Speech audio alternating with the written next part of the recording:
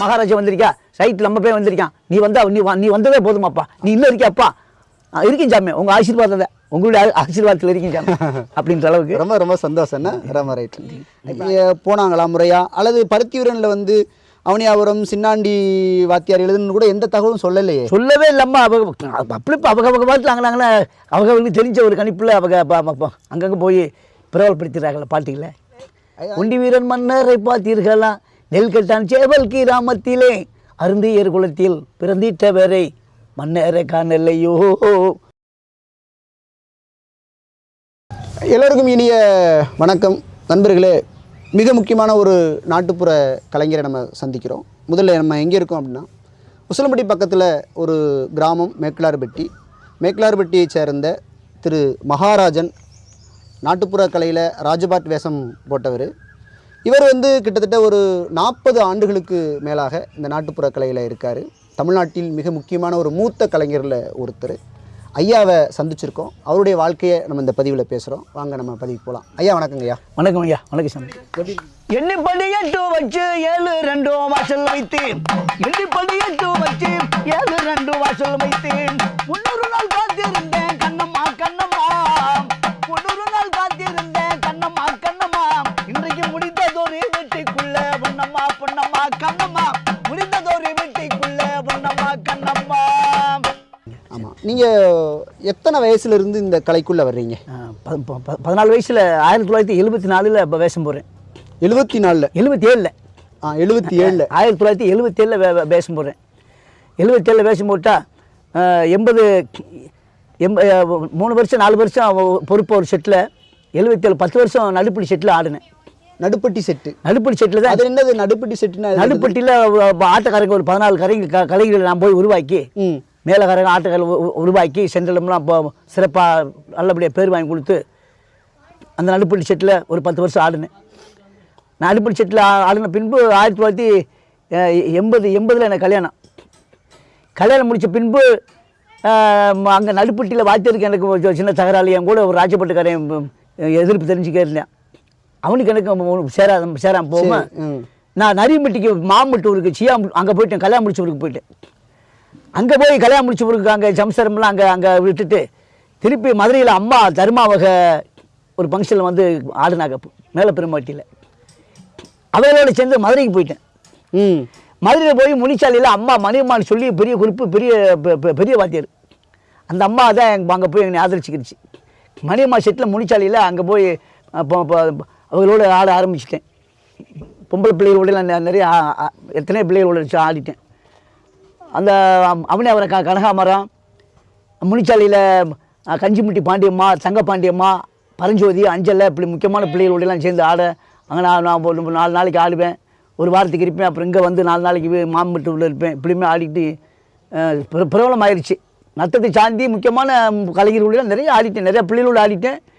தர்மா அம்மா மாதிரி இருக்கிறவங்களோட அவங்களோட நிறைய ஆடிட்டேன். அதாவது நீங்கள் வந்து ஒரு 17 வயசில் தொடங்கி கிட்டத்தட்ட ஒரு 3 ஆண்டில் மதுரைக்கு போய் மதுரையில் இருக்கக்கூடிய மிக முக்கியமான அந்த கலைஞர்களெல்லாம் பழகிட்டேன். கோயில்பாளையம் இந்த ஏரியாவில் கலைஞர்களோட பழகி சிறப்பாக நல்லபடியாக ஆடி தொழிலாளிகள் மதிக்கிற ஒரு நல்ல ஒரு கலைஞராக நல்ல கலைஞராக வந்துட்டேன். நல்ல ஒரு ரொம்ப சரியான ஒரு அறிமுகம் கொடுத்தீங்க. ஆனால் இப்போ எனக்கு என்னென்னா, அந்த எந்த நாட்டுப்புற கலைஞராக இருந்தாலும் கூட ஒரு குருநாதர்னு ஒருத்தர் இருப்பார், வாத்தியார் இருப்பாங்க. அப்படி பார்த்தோம்னா மகாராஜன் ஐயாவுக்கு வந்து யார் குருநாதர்? எனக்கு ஆரம்பத்தில் குருநாதர் நடுப்பட்டி அழகுசாமின்னு சொல்லி அவர் சொந்த ஒரு நிலக்கோட்டை பக்கம் கொளிஞ்சிப்பட்டி. அவர் இங்கே வந்து கல்யாணம் முடிச்சு நடுப்பட்டியில் இருந்துக்கிட்டாரு. அவர் என்ன ஒரு பெரிய கலைஞர்? முன்னாள் சிரிபாட்டு போட்டவர். பெண் வேஷம் கட்டி மாமரத்துப்படி செட்டில் ஆடி உசிலம்பட்டி ஏரியாவில் அவர் ஒரு பிரபலமானவர். அவர் தான் எனக்கு வாத்தியார். அவர் தான் உங்களுக்கு இந்த இதில் கொண்டு வந்தார். அவர் மூலியமாக ஆடினேன். அப்புறம் முக்கியமான ஆளுகிட்ட கேள்வி ஞானத்தில் நிறையா முக்கியமான வாத்தியர்கள்லாம் சந்தித்து ஒரு சில இடங்களெல்லாம் வாத்தியர்களை மதித்து நல்லபடியாக அவங்கள்ட்ட இருந்து ஆசீர்வாதம் பெற்று நல்லா பேர் புகழோட. இப்போ ஐயா எனக்கு என்னென்னா, இப்போ வந்து ஒரு நாட்டுப்புற கலைகளில் வந்து இந்த வெவ்வேறு வேஷம் இருக்குது. பல வேஷங்கள் இருக்குது. குறிப்பாக வந்து ஒரு ராஜராணி ஆட்டத்துக்காக ராஜபாட் போடுவாங்க, சில பேர் ஸ்திரீ பாட் போடுவாங்க, அதுக்கடுத்து நம்ம பார்த்தோம்னா பேயாட்டத்துக்கு ஆடுறாங்க. ஆடுறாங்க. இப்படி வெவ்வேறு வேஷங்கள் இருக்குது. இதில் நான் முதலாக நான் இந்த வேஷத்துலேருந்து தொடங்கினேன் அப்படின்னு எதை சொல்லுவீங்க நீங்கள்? ஆரம்பத்தில் ராஜபாட்டுன்னு சொல்லி நான் உருவாங்கினேன். ஆரம்பத்தில் நம்ம செட்டு பழகும்போது 2 பொம்மை, ஒரு சிறி பாட்டு, ஒரு கோமாளி, ஒரு ராஜபாட்டுன்னு சொல்லி நான் செட்டு பழகும்போது நாங்கள் 14 கலைஞர்கள் 14 பேர் பழகினோம். 14 பேர்த்தில் பழகி என் கூட நாங்கள் 7 பேர் ஆட்டக்கார பழகினோம். 7 பேர்த்தில் 3 பேர் அவங்க அந்த டயத்தில் பிரிஞ்சிட்டாங்க. எல்லா செட்லையும் சூளப்பர் செட்டில் ஒரு 5 வருஷம் ஆடினேன். சூளப்புறம் எலுமலை பக்கம் சூளப்பர் செட்டில் ஒரு 5 வருஷம் ஆடினேன். அதற்கு இடையில் அதே சூளப்புறத்தில் சின்ன செட்டு ஒரு செட்டு இருந்துச்சு, செல்லப்பாண்டி செட்டுன்னு சொல்லி, அந்த ஆள் அவங்க செட்டில் ஒரு 5 வருஷம் ஆடினேன். இப்படி எல்லா இடங்களையும் செட்டலுமெல்லாம் எனக்கு சிறப்பாக நல்லபடி ஆடிப்பாடி கெட்ட பேர் இல்லாமல் நல்லபடியாக பேர் வாங்கி ஆடிட்டேன். எனக்கு 64 வயசு ஆயிடுச்சு. இன்றைக்கி அந்த என்னுடைய கெத்தை வச்சு நான் போன கிராமங்களில் நான் ஆடி பாடி நான் அந்த கிராமத்தில் சம்சரியில் ரசிகர்களை பழகி நல்லா குணத்தோடு நான் இருக்கு போய்தான் இப்போ திருப்பி அந்த இடத்துக்கு நான் வயசுண்டு அந்த ஃபங்க்ஷனில் போய் நாங்கள் கலந்துக்கிட்டாலும் கிராமங்கள் என்னை ஏற்றுக்கிறது. அந்த அளவுக்கு ஒரு மதிப்பு, உங்களுக்கு ஒரு மதிப்பு இருக்குது. மகாராஜா வந்திருக்கா, சைட்டில் நம்ம போய் வந்திருக்கான், நீ வந்ததே போதுமாப்பா, நீ இன்னும் இருக்கியாப்பா, இருக்கீங்க சாமி, உங்கள் ஆசீர்வாதம் தான், உங்களுடைய ஆசீர்வாதத்தில் இருக்கீங்க சாமி அப்படின்ற அளவுக்கு ரொம்ப ரொம்ப சந்தோஷம்னா. ரொம்ப ரைட். இப்போ ஐயாட்ட ஒரு நினைவுக்காக கேட்குறேன். முதலாக நான் இந்த மேடையில் இந்த பாடலை நான் பாடினேன் எனக்கு இத்தனை வருஷத்துக்கு முன்னால் அப்படின்னு எந்த பாட்டு உங்களுக்கு நினைவு இருக்கா? நினைவு இருக்குது. எந்த மேடை உங்களுக்கு முதல் மேடை எது, எந்த ஊர், எந்த பாட்டை பாடினீங்க நீங்கள்? முதல்ல நான் ஆரம்பத்தில் ஆடும்போது நடுப்பட்டி 5 தெய்வம் வாசலில் மேடையில் பாடு. திருப்பதி மலை வாழும் வெங்கடேசா, திருமகள் மனம் நாடும் சீனிவாசாம், ஏலோ மலை வாசாம், திருப்பதி மலை வாழும் வெங்கடேசாம், அன்பென்னும் மகள் விளக்கை ஏற்றி வைத்தேன், அதில் ஆசை என்னும் நெய்யை ஊற்றி வைத்தேன், என் மனம் உருகிடவே பாடி வந்தேன், என் மனம் உருகிடவே பாடி வந்தேன், ஏழும் மலை ஏறி ஓடி வந்தேன், ஏழும் மலை ஏறி ஓடி வந்தேன், திருப்பதி மலை வாழும் வெங்கடேசா, திருமகள் மனம் நாடும் சீனிவாசா, ஏலோ மலைவாசா, திருப்பதி மலை வாழும் வெங்கடேசா. இதே முதல் பாட்டு எனக்கு ரொம்ப நல்லா இருக்கு. அப்போ இது ஒரு 17 வயசில் பாடிருப்பீங்களா? 17 வயசில் அன்னைக்கு அப்போ சீரியல் மாதிரி பாடுவேன். சீரியல் அன்னைக்கு கொக்கரை இல்லை, இன்றைக்கும் குரல் நல்லா இருக்கு. ஏன்னா வயசு கொஞ்சம் மாறுது. 64 வயசு ஆயிடுச்சு. அதில் ஆமாம். இப்போ எனக்கு என்னென்னா, இப்போ மதுரை பக்கம் போகிறீங்க ஐயா, வந்து அங்கே இருக்கக்கூடிய மூத்த கலைஞர்களோட போய் சேர்ந்து பாட ஆரம்பிக்கிறீங்க, உங்களுக்கு நல்ல பேர் உருவாகுது. உடனே மேக்கலார்பட்டி மகாராஜன் ஒரு இளைஞர் வந்துக்கிட்டு இருக்காருன்னு தெரியுது. இப்போ நான் அந்த காலகட்டத்தை வச்சு நான் கேட்குறேன். நான் அந்த காலகட்டத்தில் வந்து இந்த பாடல்களை எழுதியிருப்பாங்கல்ல, ஆமாம், நிறைய பாடல்கள் இருக்கு. அப்படி மதுரையில் வந்து மிக முக்கியமான பாடல்களை எழுதுனது உங்கள் காலகட்டத்தில் யாருங்கய்யா? மதுரையில் வந்து எனக்கு தெரிஞ்சது வாத்தியார் சின்னாண்டி வாத்தியார். நான் நிறைய வாத்தியத்தை போவேன். அவனியாபுரம் வாத்தியார் சின்னாண்டி வாத்தியார்கிட்ட ரொம்ப பிரபலமான வாத்தியார். என்ன பிரபலமானவர்? ஆமாம், நல்லவர். போகிற கலைஞர்களை மதிப்பார், ஆதரிப்பார், தோட்டத்தில் இருப்பார். சரி. அங்கேருந்து அவருக்கு அவர் மிஸ் பண்ணக்கூடிய பொருள் இங்கேருந்து வாங்கிட்டு போவேன். சரி. அப்போ வந்து யானை செட்டு, சார்மணல் செட்டு அன்றைக்கு அதிகமாக இருக்கும். நான் அவர் வந்து ஐயா வந்து சார்மணல் செட்டு தான் அவர் அதிகமாக குடிப்பார். அவர் யூஸ் பண்ணுறதை நான் இங்கேருந்து வாங்கிட்டு போய் வீட்டுக்கு வேணுமென்றதெல்லாம் வாங்கி போவேன். மக்கமாருக்கு நான் போன உடனே மெச்சு போவாங்க. சரி. வா மகா, என்ன மகா, இப்போ வந்து ஆமாம் சாமி, அப்பா பார்க்க வந்தேன் சாமி. சரி, அப்பா 2 பாட்டு எழுதியிருக்காரு, நிறைய வாங்கிட்டு போயிருக்காங்க, பாடுறாங்க, சரி வாங்கி பாடு அப்படின்னு மக்கமாருக்கு சொல்லுவாங்க. இன்னைக்கு சைக்கிள்லே ஏற்றி போவார். வாத்தியர் சின்னாண்டி வாத்தியர் மாதிரி மூத்தவர், நல்ல பேர். அவர் ஏற்றி போவார். ஐயா தோட்டத்தில் இருப்பார். ஐயா பார்த்து கும்பிடுவேன். நான் வாங்கி போன பொருள் ஐயாட்ட கொடுப்பேன். அதை தள்ளி வச்சுக்கிருப்பார். வணக்கம் சாமிட்டு போவேன். அத்தை வா பாப்பா, என் பிள்ளை வந்துட்டான்ட்டு சொல்லி என்னை மிச்சு போவார். வந்து நேரம் வந்த இப்போ வந்தேன் சாமி, இப்போ தான் வந்தேன் இல்லை. சரி உட்காரு அப்படின்ட்டு தோட்டத்துலேயே சாப்பாடு இருக்குது, ரூமில் சாப்பாடு இருக்குது, சாப்பிட்டு இல்லை சாமி நான் சாப்பிட்டு வந்துட்டோம்ல. ஐயாட்ட இருந்து அவர் வேலையை முடித்த பிறகு வீட்டுக்கு என்னை கூட்டுக்கு வருவார். வீட்டில் வந்து பாட்டை எடுத்து வச்சு தனியாக எங்கள் ரூமில் பாடுவார். அவர் பாடி அவருடைய பாட்டை என்கிட்ட பாடி காமிப்பார். அதே மாதிரி நான் பாடி அவர்கிட்ட காமிப்பேன். ஒரு விஷயம் தவறாது.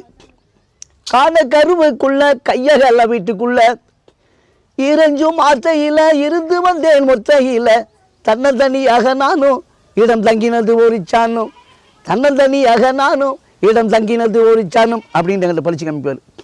சரி சாமி நான் பாடுவேன். இது அப்படியே நீங்கள் எடுக்கணும். நான் பாடுவேன். சரி சாமி நான் பாடுறேன் சாமி. நான் பாடு மகன். காண கருவுக்குள்ள கையகல வீட்டுக்குள்ள பலே பலே அப்படின்னு ஒரு வாத்தியார்.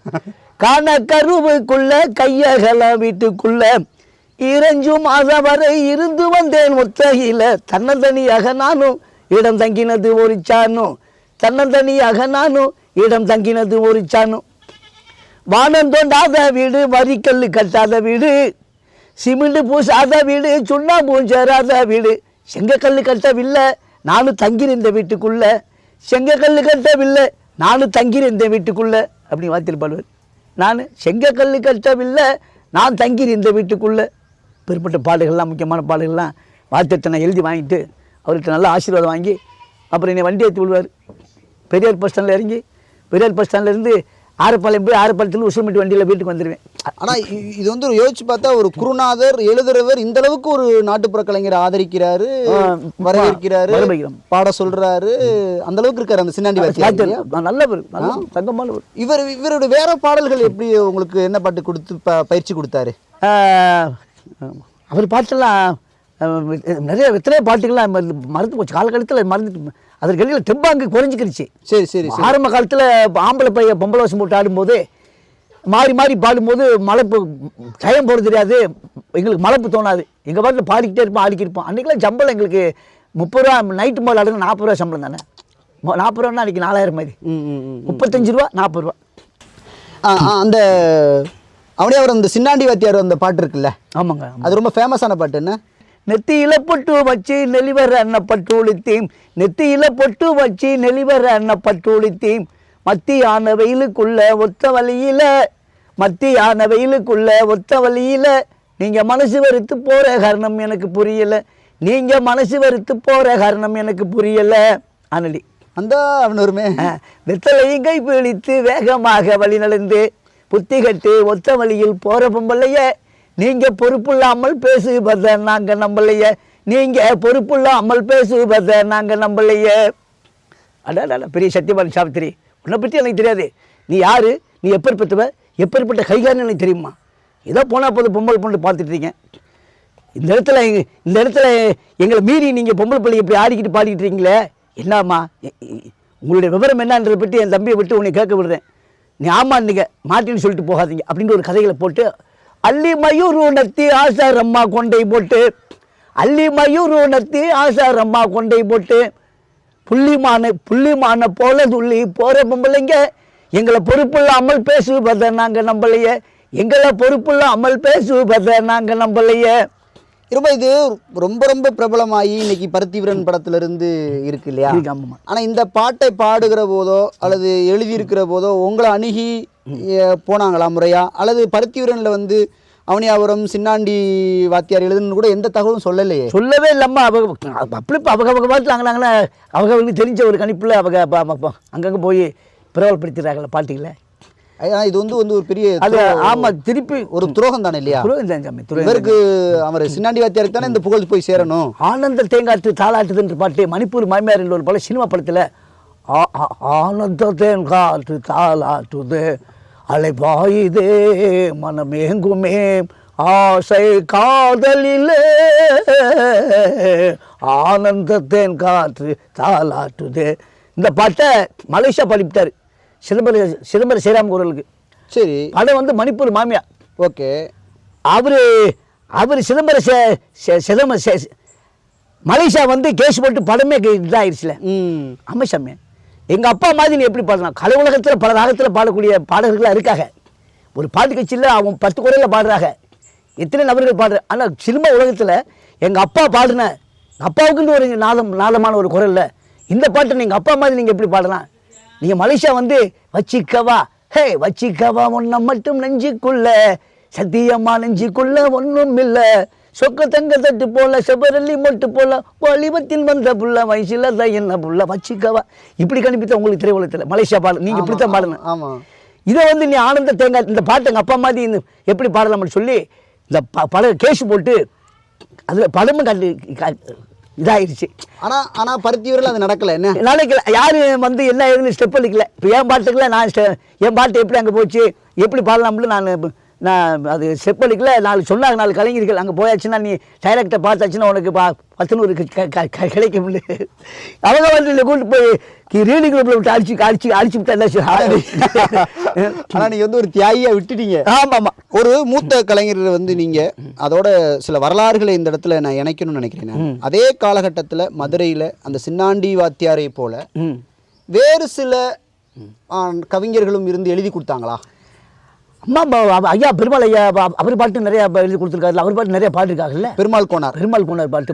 அடுத்து வேற யாரு சொல்லலாம்? அவ்வளோதான். சாமி இப்போ 3 பேர் எனக்கு தெரியும். பெருமாள் கோனார் ஐயா, சாமி கண்ணு, பச்சையப்பன், சின்னாண்டி. இப்போ 4 பேர். இப்போ 4 பேர் தான் மதுரை மாவட்டத்துக்கு மதுரைக்குள்ள கிராமிய கலைஞர்களுக்கு அதிகமாக பாட்டு எழுதி கொடுத்தவங்க. அவங்க பாட்டு நாங்கள் நிறைய அதிகமாக பாடுவோம்.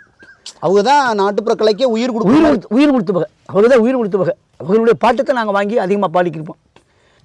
உங்களுடைய இந்த நாட்டுப்புற கலை உங்களுக்கு பொருளாதாரத்தை எந்த அளவுக்கு சேகரித்து கொடுத்துச்சு? நான் வந்து இந்த கலைக்கில் விருப்பத்தோடு வந்தாலும் எனக்கு ஏதோ ஒரு பொருளாதாரம் கிடைச்சிச்சா? இல்லை நான் சில நேரங்களில் நினைக்கிறது உண்டு, ஐயோ நம்ம இது வராமல் இருந்ததாக கூட நல்லா இருந்திருக்கும்னு நினைக்கிறது உண்டா ஐயா? கிராமிய கலையில் கிராமிய கலை உலகத்தில் சென்றலுமா சிறப்பு இருக்குது. அந்த நேரம் இப்போ அப்போ தொழில் இருந்துச்சு, காசு இல்லை. இப்போ காசு இருக்குது, தொழில் 10 குறைஞ்சிக்கிடுச்சு. இப்போ 2500 பகலில் ஒரு ராஜபாட்டுக்கு 2500 கொடுக்குறாங்க. நைட்டும் போல் ஆடுனா 4200 கொடுக்குறாங்க. அதே மாதிரி ஃபங்க்ஷனு திருவிழா ஃபங்க்ஷனுக்கு போனால் 3500 ஒரு ராஜபாட்டுக்கு, கோமாளிக்கு 3500. பொங்கல் வேலை கொடுக்குறாங்க.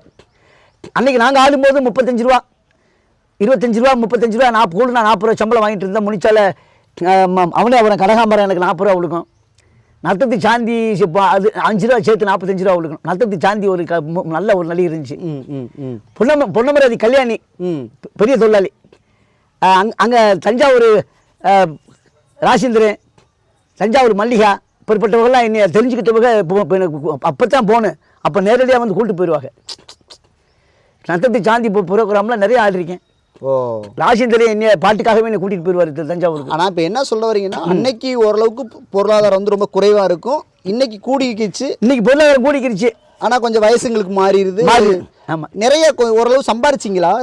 இருக்கு. இப்போ போகிற இடங்கள்ல அன்னைக்கு 40 ரூபா சம்பளம் கொடுக்கும்போது அன்னைக்கு 10 ரூபா குறைஞ்சது, 10 ரூபா 8 ரூபா அன்னைக்கு வசூல் எனக்கு ஆகும்.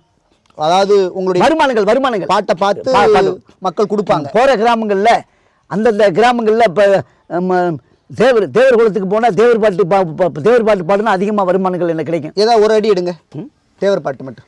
தேவரை போல ஒரு தலைவர் இங்கே யாரும் இல்லை, தேசியத்தை காப்பதற்கு நல்லதொரு மனிதர் இல்லை, நான் பாடும் பாட்டினிலே மானே முத்து ராமலிங்க தேவர் புகழ் தானே, நான் பாடும் பாட்டினிலே மானே முத்து ராமலிங்க தேவர் புகழ் தானே, பசுமொன்னில தேடி பார்த்தேன் தேவர் மகான் கிடைக்கல, நான் பசுமொன்னில தேடி பார்த்தேன் தேவர் மகான் கிடைக்கல, பாப்பா பிட்டி முக்கிய தேவர் இருக்கும் இடம் கல்லூரியில் பிஎம்டி கல்லூரி. அன்னை இந்து ராணி பற்ற தெய்வத்தையும் காணவில்லை, அன்னை இந்து ராணி பற்ற தெய்வத்தையும் காணவில்லை, எங்கள் அப்பா ஒச்சா தேவரை கூட்டி சென்று கடவுளுக்கு இறக்கம் கிராமங்களில் யார் சாகுறாங்களோ அவங்க பேரை தூக்கி அப்படி விஷயம் பாடிடுறது. எங்கள் அப்பா ஒச்சா தேவரே சிட்டமாத்தா ஒச்சமாத்தாலை கூட்டி சென்று கடவுளுக்கு இறக்கம் இல்லை, அவங்களுக்கு ஒரு பெருமை. தேவரை போல ஒரு தலை அப்படியே வந்துடுது. இப்போ வந்து நம்ம நாட்டுப்புற கலைஞர் தான், கிராமத்துக்கு தான் போறீங்க. கிராமத்தில் இப்போ தென்பகுதிக்கு போகிற போது தேவரையா பாடணும். அதுக்கப்புறம் வேற எந்தெந்த தலைவர்கள்லாம் பாடுவீங்க நீங்க? செக்கை வந்து சிறுவில்புத்தூர், ராஜபாளையம், மலையடிப்பட்டி, தெற்க போக போக அதிகமாக ஒண்டிவரையும் பாட்டு பாட சொல்லுவாங்க. அருந்தியல் பாடுங்க. அருந்தியல் ஒண்டிவரையும் பாட்டு பாடுவாங்க. பாடுங்க. ஹரி ஹரிரோ ஹரி ஹரிரோ ஹரி ஹரிரோ மன்னரே ஒண்டி வீரர் மன்னரே.